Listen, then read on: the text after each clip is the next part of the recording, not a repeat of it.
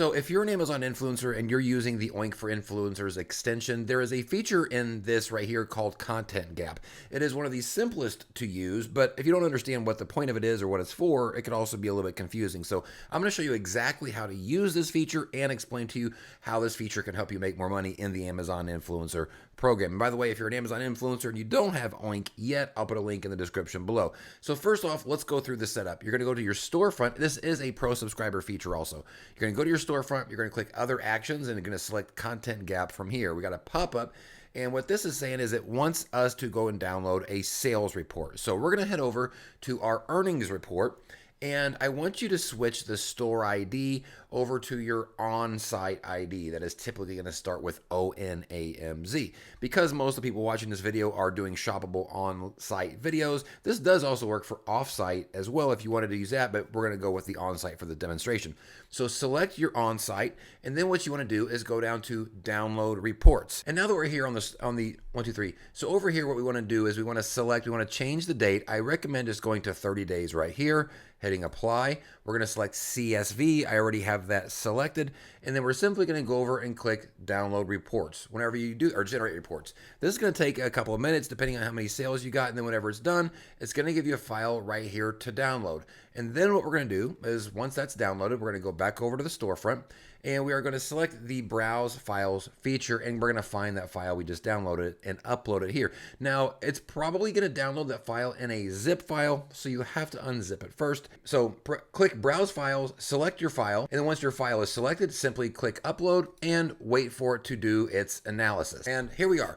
So now that we have this setup done, the question is, what are we supposed to do with this list? What does this list actually represent?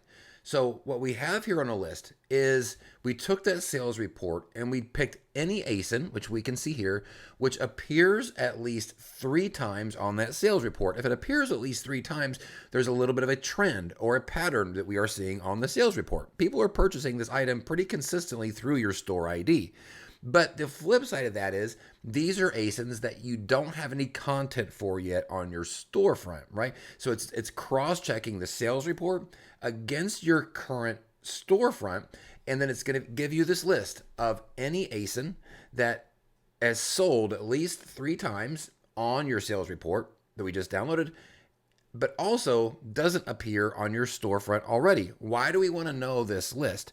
Because if you're already selling these products in any sort of like volume like we see here, that means that they are selling and they're getting onto your report because there's other content that you have made that's related to that.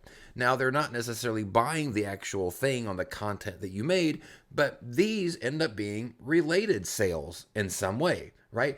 And if you are causing related sales to happen consistently and with some sort of volume, these would be ASINs that I would want to take a look at and see, do I need to put some content on these? Because if I'm already selling them well already, why isn't somebody else getting some sort of credit for these? Unless there's no influencer videos or very few influencer videos on these already. These could be an opportunity, and this is the gap between what's appearing on your storefront and what's appearing on the sales report, and maybe an opportunity there to find some new products to make content for. Since you're already making a few sales anyways, there might be some opportunity here. So here's what I typically do. I'm going to be clicking through each one of these. I'm going to click on the ASIN for each one. Now, as you open each of these up, what you're going to find is that a lot of these are going to be on this report and you're going to be actually on the listing, but it's usually variations, right? I don't have this variation right here tagged. I already know that I don't, but I have a related ASIN, a variation on that same listing. So whenever I open up that page, I'm going to see my video on there, and you're going to think to yourself, well, I am here. I do have content for this. You don't actually have that exact ASIN tagged. So in this case, I'm just going to go on right to the next one, and I'm going to work my way down this list. If I show up there and I can see I've got content for it, I'm just going to know it's a variation, and I'm not going to do anything with it. But here's what, and I know what you guys are going to say, the content on my list is pretty interesting. You guys know what type of videos I make. It just so happens that this particular niche is the one that ends up always on my content gap. I do other stuff. I promise this isn't even like my primary thing I do anymore, but whatever.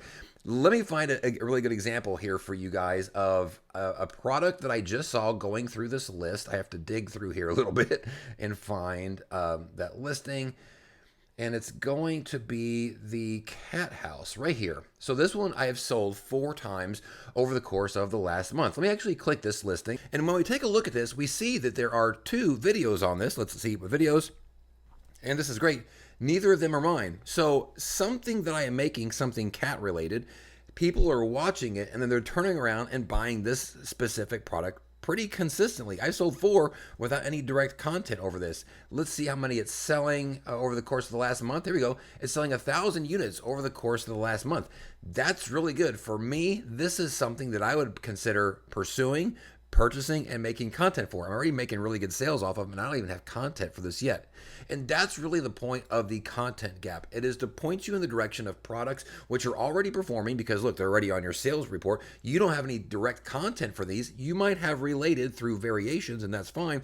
But as you just saw here, I don't have anything for this cat thing, and I'm already making good sales, and there's a really good opportunity here, 1,000 units per month and no other influencer videos, although I suspect there's a chance that by the time some of you watch it, that there's going to be in a couple days.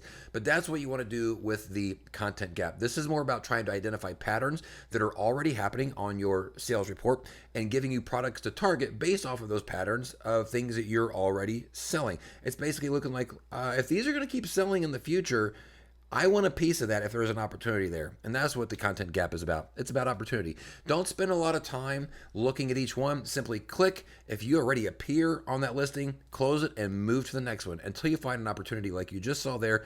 And then you can ask yourself, look, if you're going to purchase it, maybe it's got a creator connection campaign. You can get it as a sample, which would be even better because you're already selling some. Imagine being able to get an actual product to make a piece of video, a content for that. So that's what the content gap is meant for. So hopefully this is helpful in explaining how the content gap works.